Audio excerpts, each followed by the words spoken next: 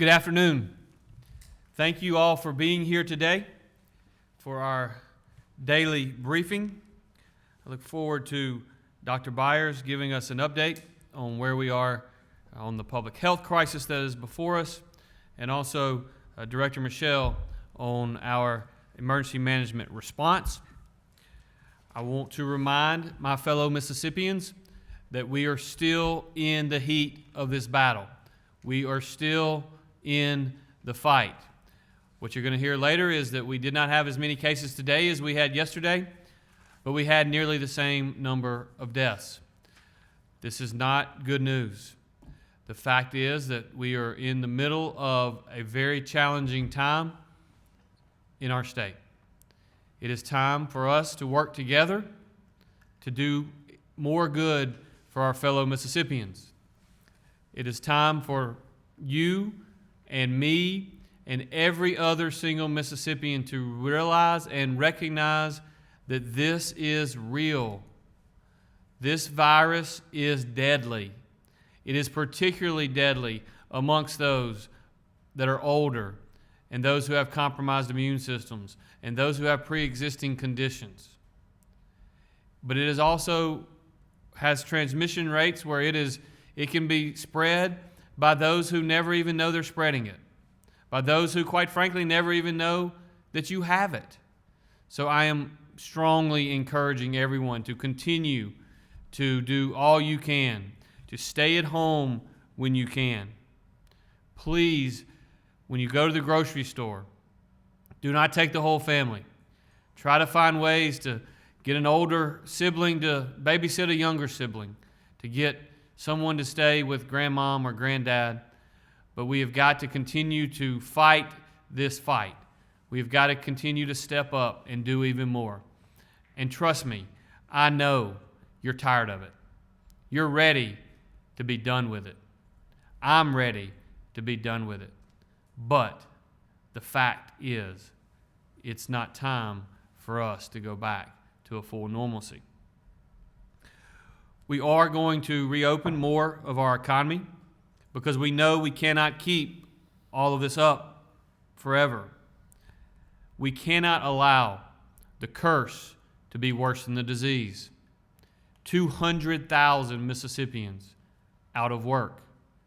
200,000 Mississippians, because of the CARES Act, able to be paid unemployment compensation.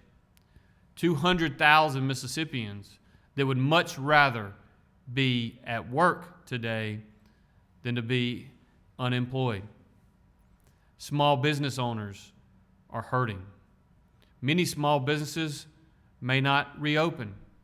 We're already beginning to hear reports of small restaurants not able to open their doors because of this virus. My friends, we have a public health crisis in this state. We also have an economic crisis in this state. We will be pushing back the tax deadline to July 15th to match the federal reports. We did see April revenues,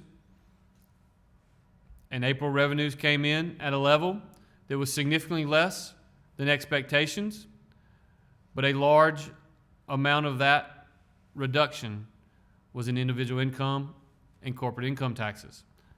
They are typically due in April. They had already been delayed until May. They are now further delayed to meet federal guidelines to July the 15th.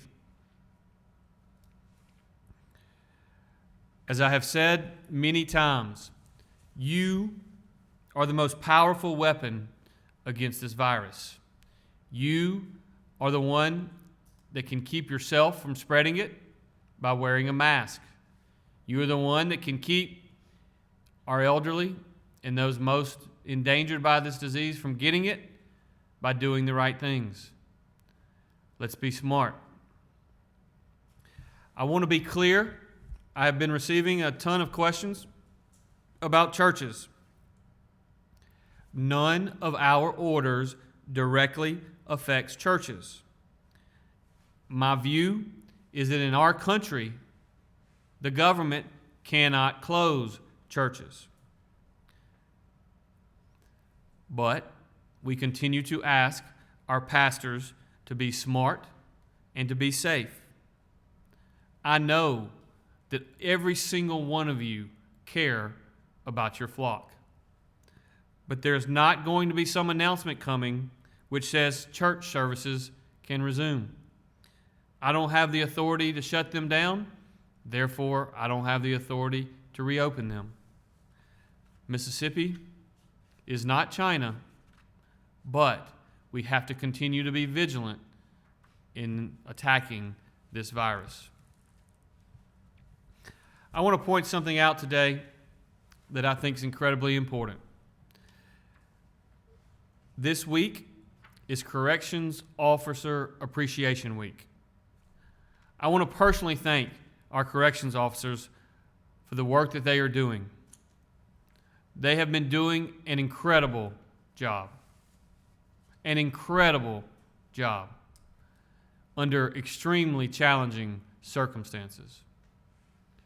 We are all aware of the crisis that we inherited, and I can't tell you how many people at the department have stepped up. Our corrections officers are all wearing masks, as well as the inmates, and they're doing extra work to sanitize. Those masks, by the way, were delivered to the Department of Corrections by our emergency management agency, who stepped up, found the necessary PPE to get it not only to our Tier 1 facilities, not only to our hospitals, not only to our nursing homes, but also to our prison system. We said from the beginning we were going to do everything we can to stop an outbreak in our prisons, and so far, that's what we've done. Now, it did not get a lot of press at the time, and admittedly, we've been dealing with a lot of other things. But I want y'all to know that we have been able to raise the pay of corrections officers in Mississippi. They got a minimum of 5%, and some got 9%. They got a minimum of $1,500 a year, and some got twice that, all without a budget increase from the legislature. We are not, and we will not, allow excuses to get in the way of doing our job. I'm proud of them. I'm grateful for them. I appreciate them, and I know the challenging circumstances under which they are currently working. If you are a corrections officer in our state, I want you to know that we support you. And when I say we, I mean every single Mississippian. Thank you for your service to our state. With that, I would like to turn over the floor to Dr. Byers, who is going to give us an update on our public health crisis. Dr. Byers. Thank you, Governor. Good afternoon, everybody. So today we are reporting 217, or new reports of 217 cases and 32 deaths. As we've explained over the last couple of days, when we've reported these deaths, several of the deaths are from death certificate reviews, and these are deaths that have occurred previously but have been identified as we review those death certificates, which is an important part of our surveillance ongoing and moving forward. In Mississippi, it's an indication with the 200 cases that we've reported and the continuation of deaths we're seeing that we are still in this. And we are still seeing cases. But if you look at a couple of indicators, I think that they're still positive.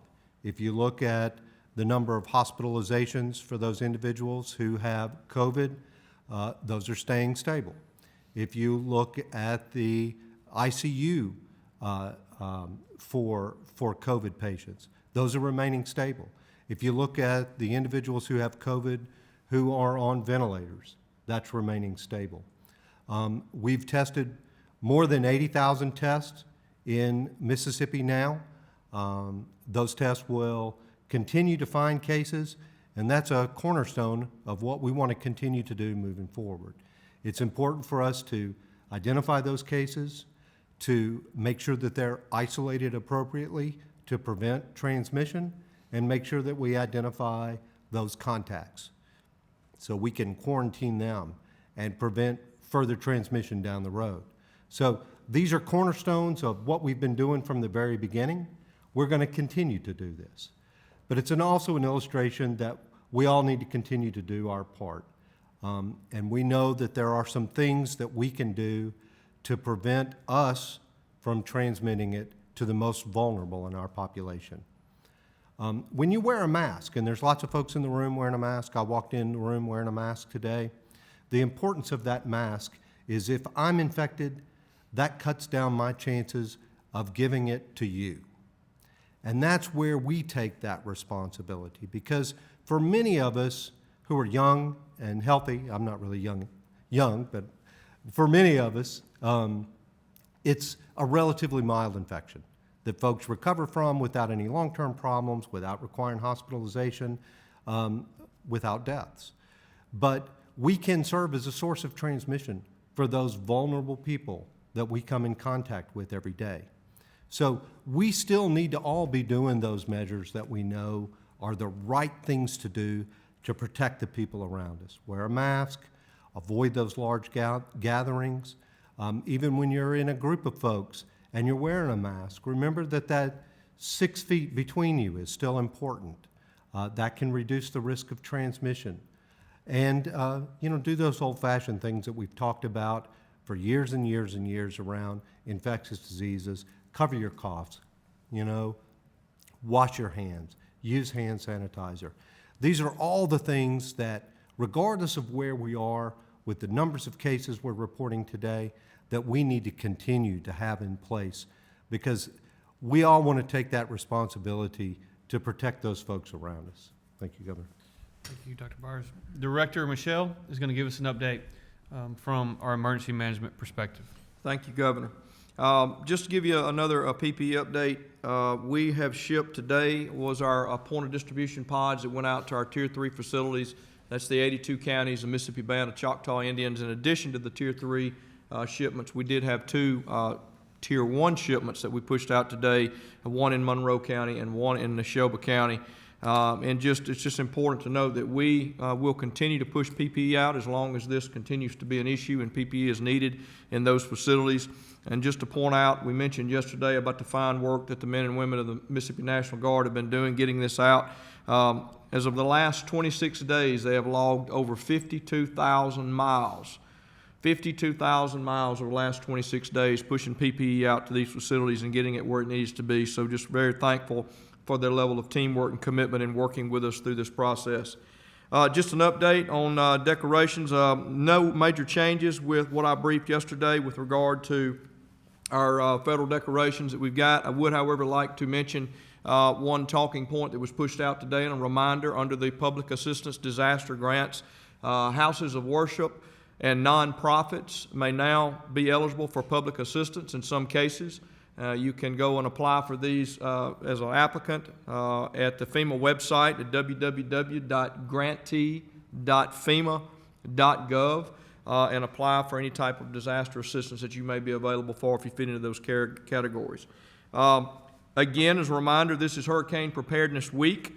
The talking point for today is to remind everyone to make sure that you're checking and updating your insurance coverage depending on where you are. Flood insurance may be applicable, as well as additional home insurance that you've got. So just make sure that that is up to date going into the hurricane season. We will be having a hurricane roundtable with all the 82 counties and the Mississippi Band of Choctaw Indians this weekend on Saturday to discuss final preparations and operating and responding to hurricanes in a pandemic environment, and just in a matter of our continued level of preparedness. Governor, that continues my update for today. Thank you very much. I just want to add that we have been able to work with Commissioner Gibson and distribute PPE to a number of our meat processing facilities throughout the state. Obviously, the President has made that a priority to ensure that these do not shut down. We have worked hard as a country, President Trump leading the way, to ensure that those facilities can remain open so that we can continue to provide the necessary meat through the supply chain to grocery stores so that Americans can continue to get it. We are going to do everything in our power to make sure that that continues in our state. We know we have some challenges, and we're going to do everything in our power to make sure that we meet the needs and meet the demands of Americans when it comes to ensuring that food gets to where it needs to get. The other thing I will say regarding Director Michelle is that we have been in constant contact. The fact is that hurricane season is upon us. We know that this could very well be, not surprising to anyone who's paid attention in 2020, this very well could be one of the worst hurricane seasons that Mississippi has seen in a number of years. And I want you to know that your emergency management agency is ready. We are prepared. We know that we're going to have to change protocol a little bit when it comes to shelters, for instance. We've got to make sure in this COVID environment that we have shelters where we can do everything we can to try to ensure social distancing, where we can try to have masks available for those that are in shelters. Again, this is a world in which we've never lived, but one in which your team here in the state of Mississippi is working to ensure that we are prepared and that you are prepared in the event a hurricane hits in 2020. Questions? Yes, sir. Thank you, Governor. I'd like to go back, if I may, to your update with working with Commissioner Andy Gibson with meat plants. I spoke with the family of a USDA member at a PECO plant in northern Scott County who, unfortunately, they claim lost his life from COVID-19. Can you elaborate? What updates can you give on fighting out the virus at these plants, and how much PPE are we talking about from Commissioner Andy Gibson to what plants? Yes. Let me first say I don't know who it was that you spoke with, but I want you to know that my heart goes out to that family. The number of deaths that are piling up in Mississippi is really challenging, and our heart goes out to the family. Our heart goes out to all of the people in Scott County, and I just want to say that to Representative Tom Miles, who lost his mom recently, we've been praying for him. I personally called him, have not reached him yet, but I did want to tell you that Scott County is certainly an area that has seen a large number of cases. And while Dr. Dobbs has said repeatedly over the last several days that they had not seen confirmation of transmission within the facility, there has no doubt been lots of transmission amongst individuals who work in the facility. And so what I want to simply say is I don't know the exact numbers as to exactly how much was sent. I just know that Commissioner Gibson and his team have been delivering. Do you have any specifics on that, Director Michelle? Yes, sir, Governor. So to your point about the quantities that were delivered yesterday, there were two types of PPE that went out. There were community masks, which are basically your surgical non-medical grade masks, and then we also sent them a variant of the N95, which is a KN95, which is it's a wraparound mask, something similar that you would use in your yard if you were weed eating. 50,000 of each of those went out yesterday, and that was distributed out to your fish and poultry plants yesterday. And then today, and I don't have the quantities that went out today yet, but the quantities that went out today went to the beef and pork plants that went out today, and there's going to be a similar variety of that. One thing I'd like to point out about those types of PPE, that PPE has not dug into the tier 1 level PPE that we're pushing out for healthcare workers. It's a different type of PPE. It's a certain type of medical grade. And we have been able to, here in the most recent year, to start getting more of the medical grade PPE requirements. So that is being relegated for them only. So this is the type of PPE that went to those facilities. I know that Dr. Dobbs is in one of those counties where there are facilities, and I don't know if Dr. Byers wants to speak to some of the work that y'all are doing in and around those facilities. Absolutely. And so, as the governor's commented, and so has Dr. Dobbs, these facilities where we are seeing employees that are actually affected by COVID-19 are actually in counties where we're also seeing high numbers of cases. And so it's difficult to determine at this point if we're seeing actual transmission within the facilities versus, because these are very large employers in these counties, that we're seeing cases among employees. Be that as it may, what we're doing is we're working individually with the impacted facilities in those areas of the state. We're providing them guidance for a couple of things. Number one, we want to make sure that we don't introduce the infection into the facility. And that's those standard things that we've talked about for quite some time now, and making sure that the employees are screened when they first come in, making sure you're doing temperature checks, certainly not allow those folks who are ill at that time into the facility, make sure that they get proper attention. But the other thing is to put in place measures to prevent transmission within the facility. And, CDC has developed some guidelines. The Department of Health has developed Mississippi-specific guidelines that we're distributing to those affected processing plants in those areas. We are also arranging where our outbreak investigation teams will be on site at the facilities to help them determine the best ways within their facility to not only screen individuals, but to prevent transmission. What are the best practices that we can help them put in place? PPE is an important part of that. And if everybody's wearing a mask in those facilities and wearing it consistently and appropriately, that significantly cuts down on the transmission. Dr. Dobbs has also met with some county and city officials in those areas, and he's doing that again today to make sure that we're listening to the local folks and what is it they need, because they know their communities and they know how to message to make sure that we are having the best impact about what are the measures we need all to take place to prevent transmission within the community. The more we prevent it in the community, the less risk we have of it being and affecting the plant. Are your representatives on site right now, and what are those health guidelines that you had mentioned?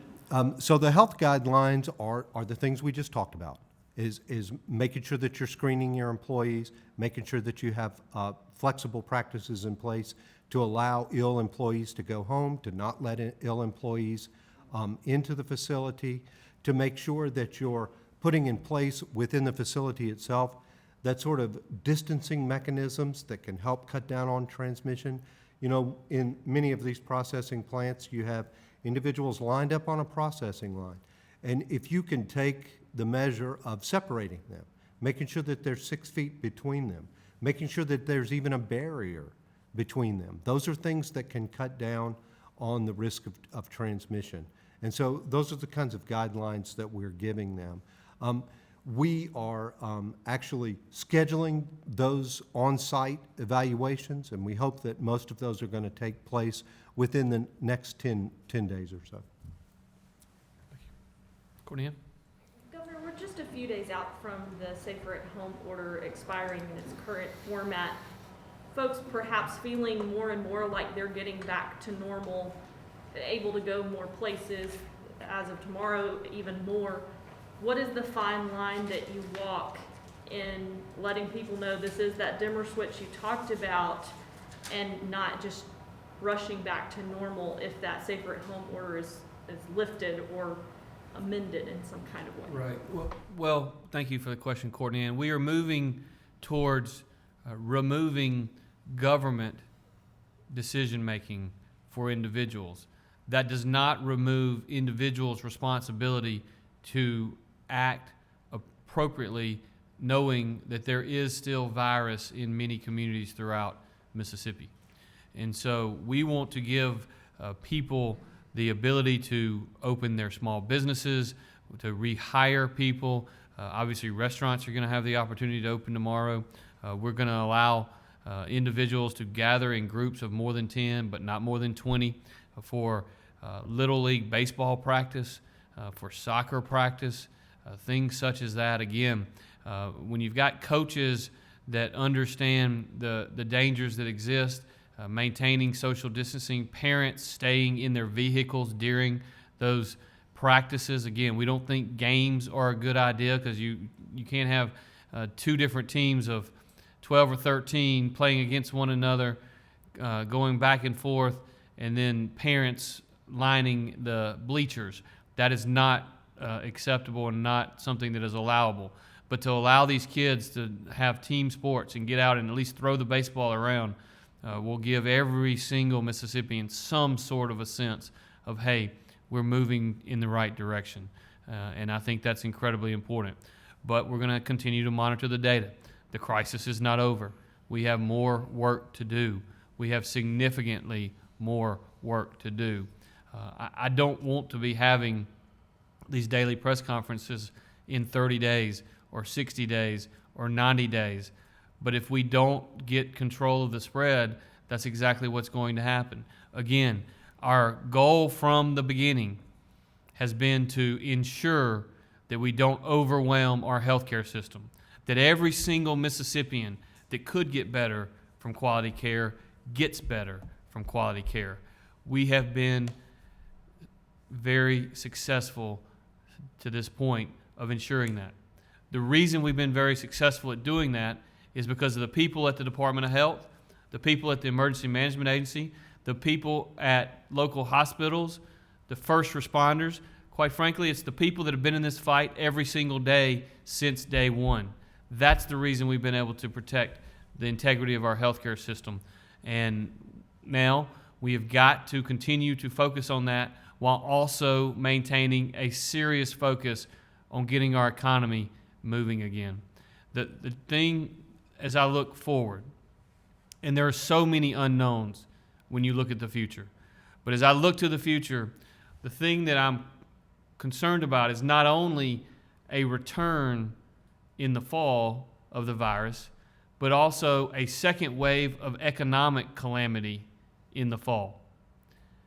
There is no question that many of the manufacturers and small businesses in Mississippi that have never closed, when in many other states they have, they've been busy. They've had work. They were 30 days or 60 days or 90 days behind.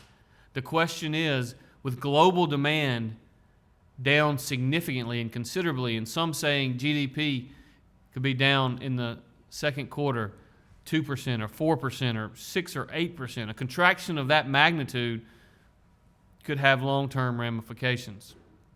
I'm concerned about that. I'm very concerned about that because it's going to affect even more of our people.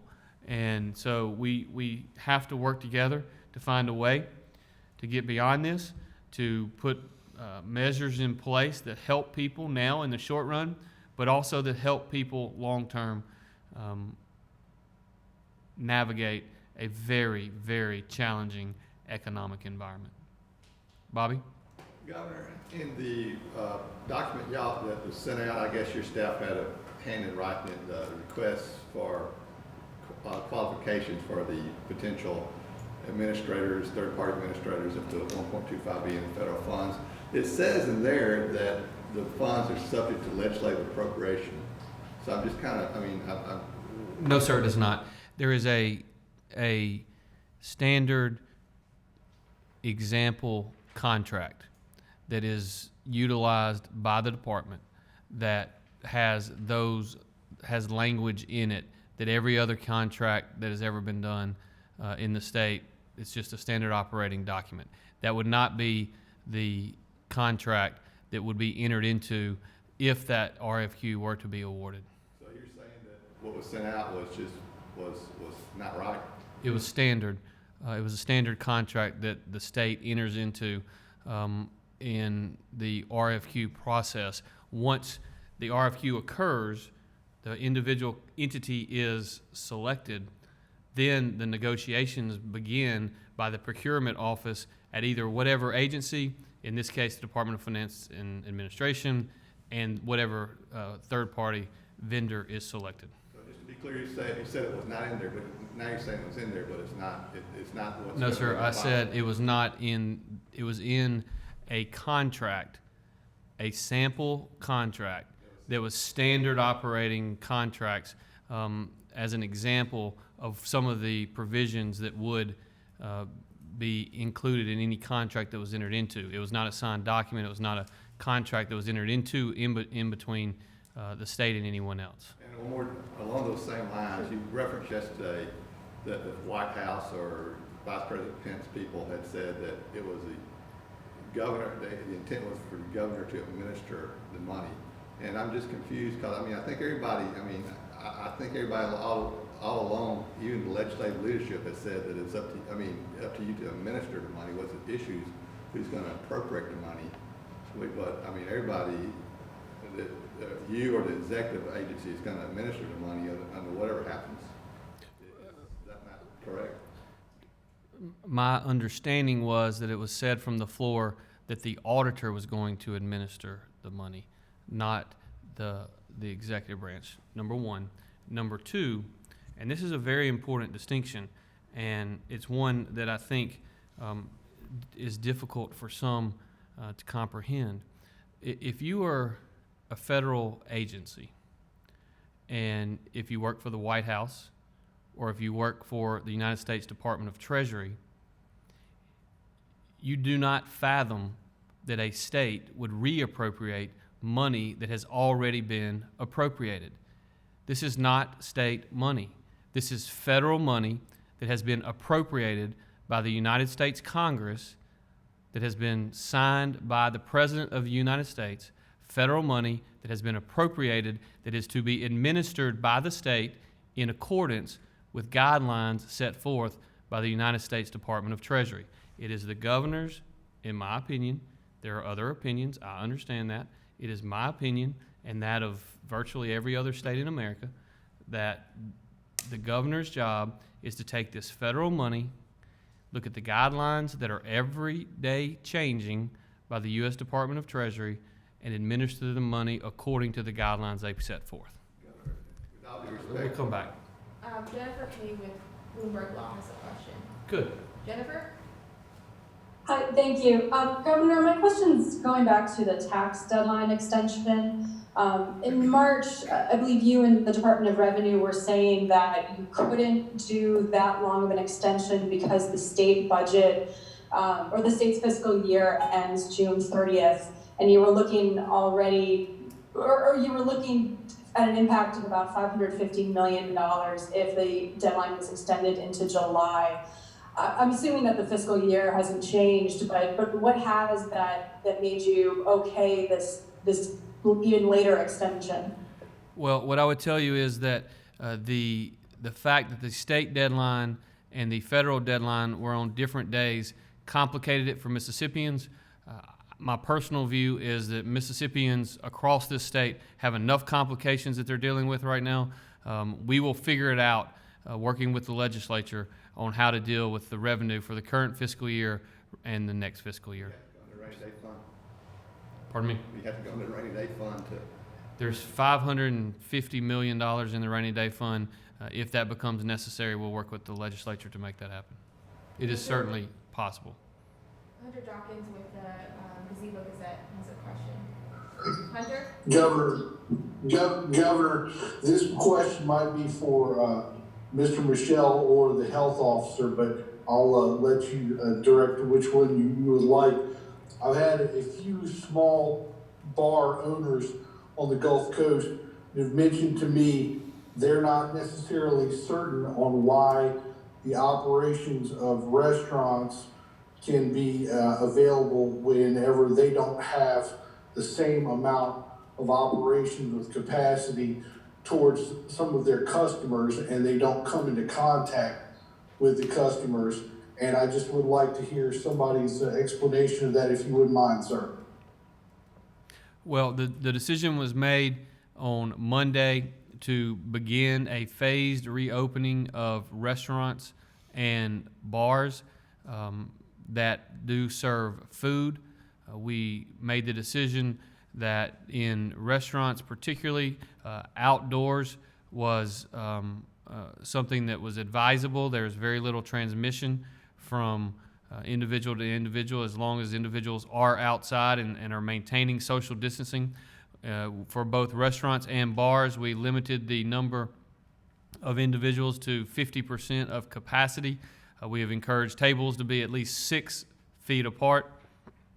We know that this is going to be a phased reopening. Some will choose not to, but there are an awful lot of mom and pop restaurants that will be able to reopen and will keep relatively small crowds, but they'll be able to put food on the table for themselves and their children and for their families, and that is a goal that we have to keep in mind in this entire process.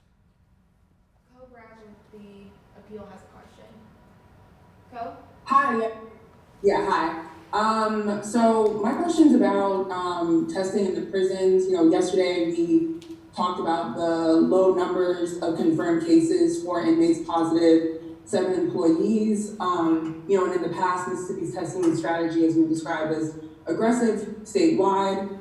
You know, there's about 20,000 people who live and work at NDOC facilities, and to date, there's been a testing rate of less than 1%, and so actually less than 0.5%. And so I'm wondering why those facilities haven't experienced the same aggressive testing measures as the rest of the state, and how can we be sure there isn't more of a spread with such little testing happening so far?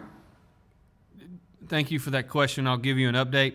The numbers as of today, total inmates tested are 37, of which there are still only 4 positive tests, 30 negative tests, and 3 pending. Total staff that have been tested to date, 43, of which there are 7 positive tests, 34 negative, and 2 pending. We have made it a priority since the beginning of this outbreak to avoid any major catastrophic spreading in our prison system, and quite frankly, we have been relatively successful in ensuring that is the case. I talk to governors every single day. I hear from them. There are many, many states that have significant problems in their prison system. Mississippi has not seen that.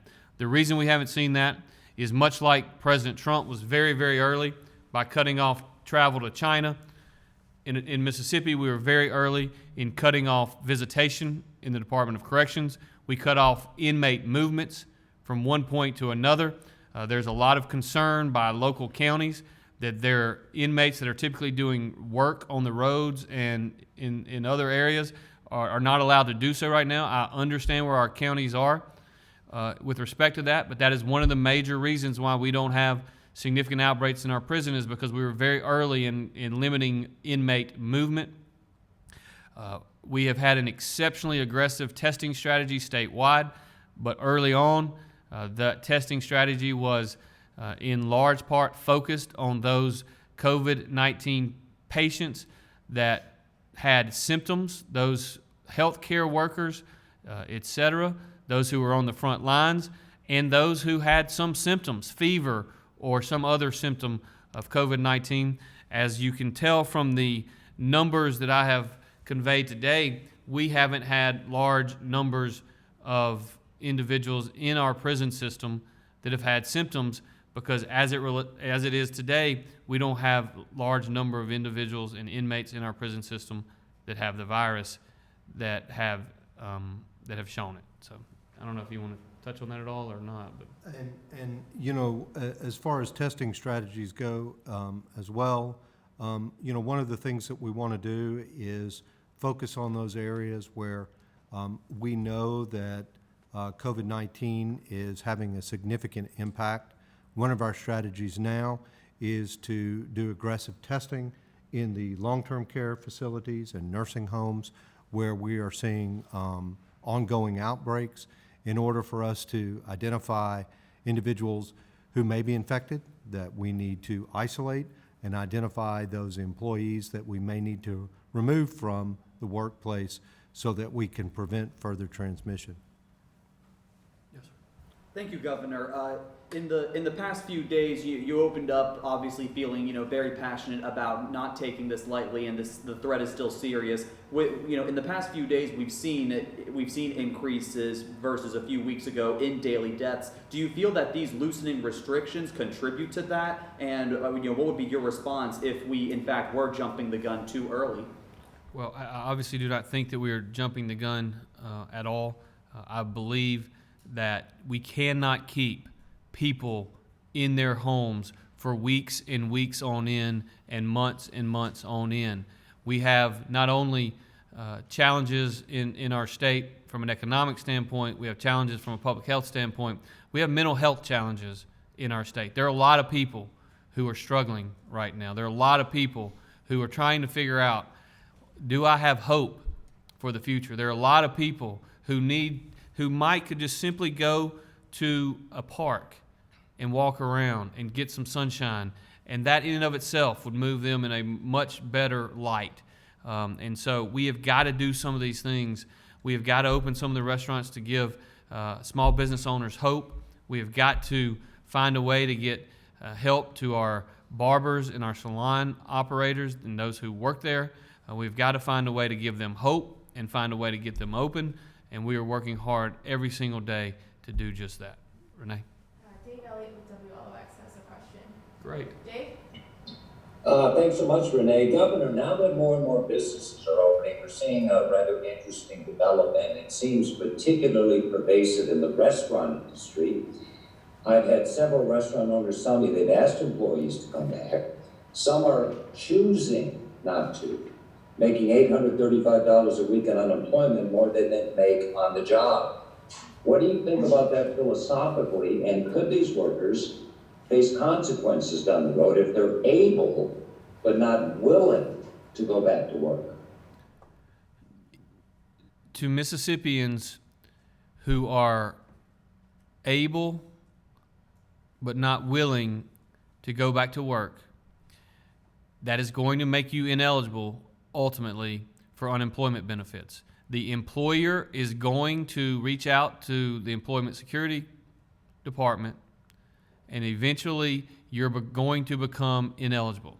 So I say to all of my fellow Mississippians, if you had a job before this and you are receiving unemployment compensation and you have been paid what you are owed and you are now being offered your job back at the same level that you were beforehand, then you are no longer eligible for unemployment benefits. Now, if you have been offered your job back at a lesser amount, you may still be entitled to certain unemployment compensation, but you should take the job. We have got to get people back working. This is an issue that we knew was going to be a challenge when the pandemic unemployment assistance came out, the extra $600. It was an issue immediately following Hurricane Katrina in Mississippi.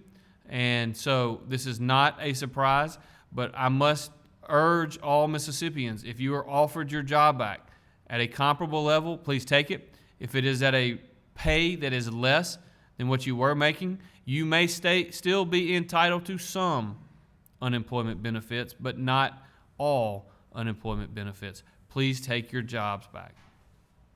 Erica Hensley with Mississippi Today has a question. Erica? Yeah. Hey, this question is for Dr. Byers. Just want to make sure I understand the death reporting from a data perspective. I know of the 32 today, 5 were from the delayed death certificates. Is it safe to say that the other 27 happened yesterday, or do we still have a delay in some of that total from today's reporting? No, that's a great question. No, that does not mean, in fact, that all of the deaths occurred yesterday.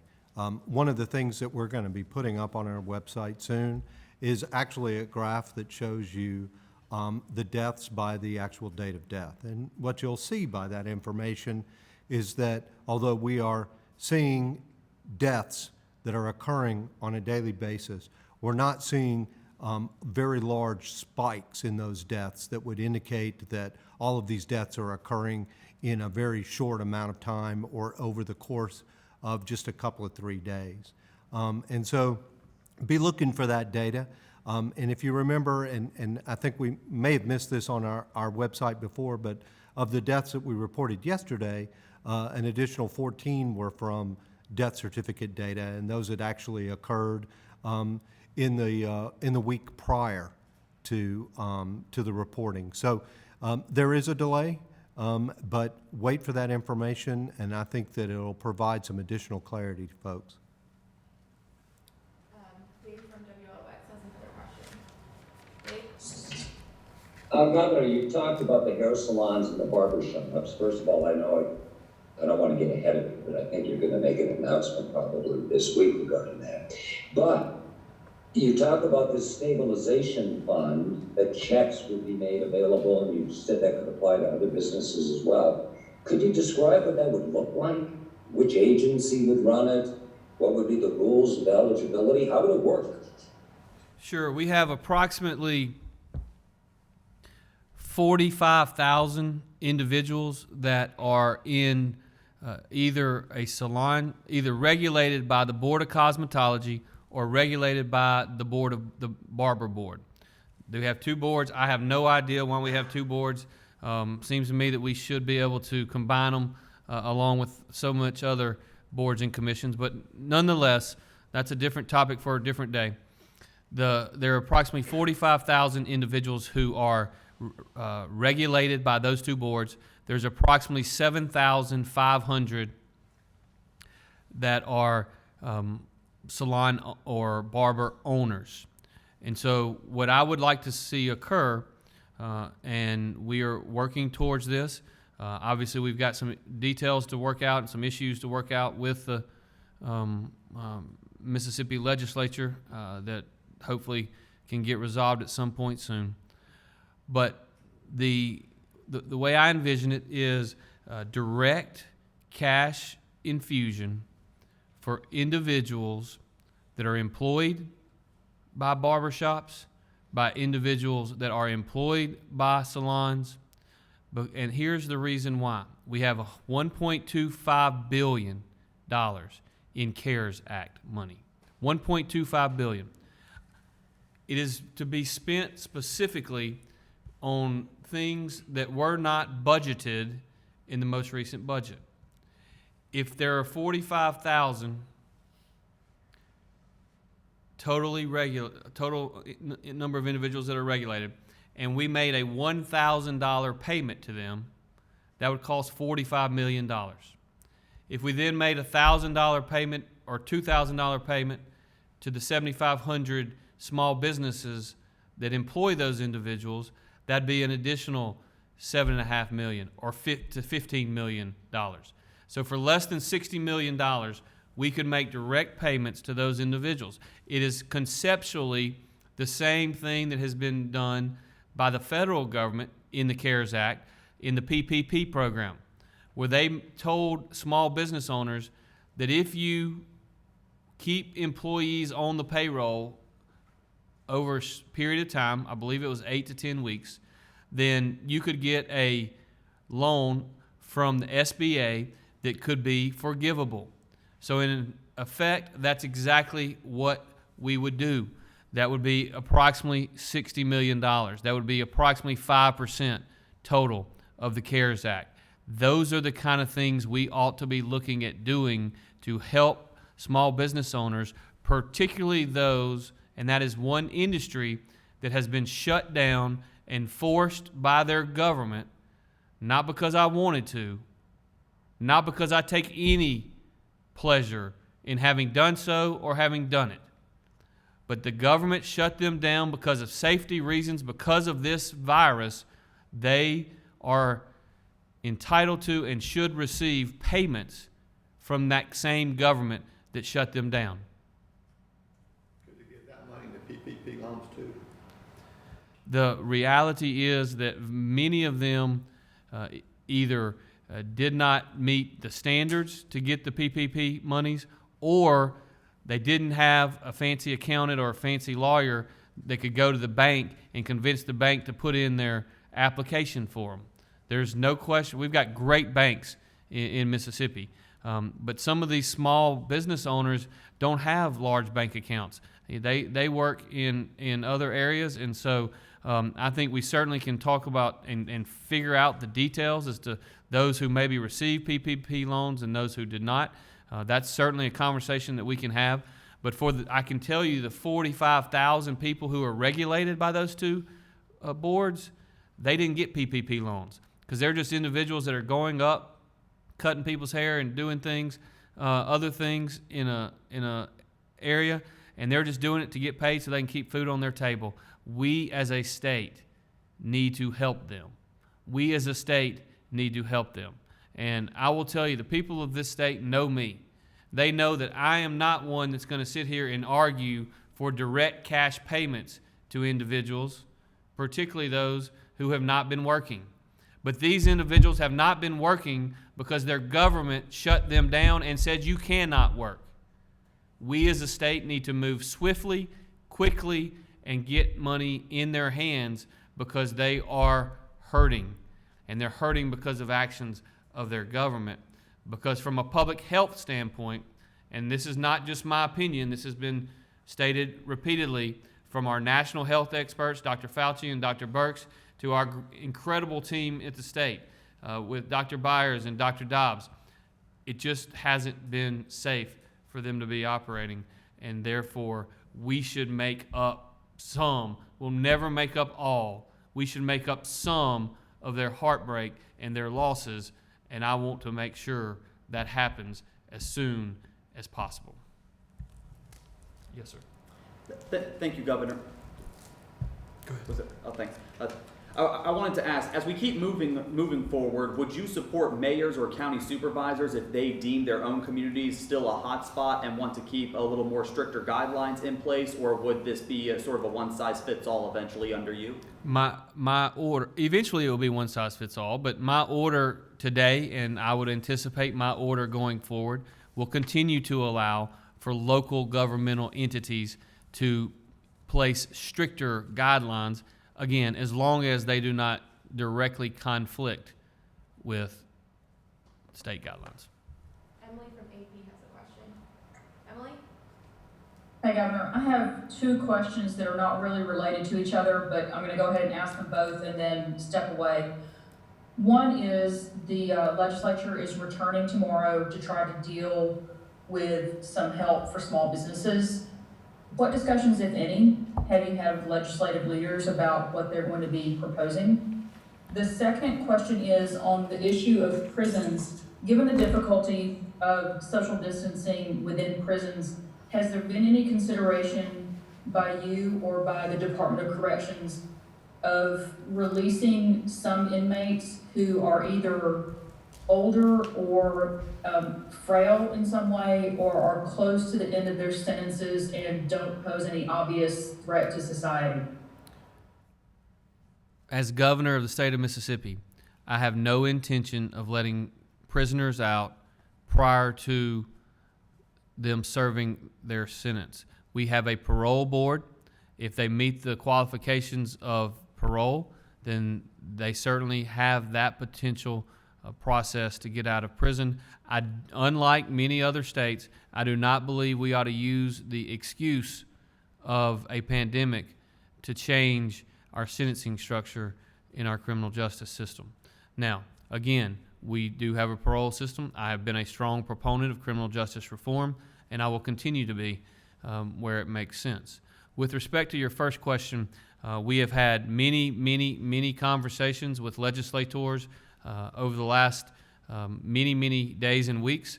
I'm not going to announce anything for them as to what their proposals may look like. They'll have plenty of time to do that, and I'm sure they'll do it whenever they deem it appropriate. Have you decided yet on the bill what you're going to do for sure? Or? I have not. Yes, sir. Governor, I remember you talking a little bit about when it came to, some rec sports and people getting out to the park to play and everything. Do you know how summer camps are going to be impacted yet as we get closer to June? Like, organized nonprofit summer camps or things through the school system. How would they fall under this? It's interesting that you asked that. I actually received from a real good friend of mine recently, within the last 24 to 48 hours. My understanding is there's a national camps group that and I don't even know what their name is, but they have sit down and they've put forth a group of guidelines that camps could potentially reopen if they did these following things.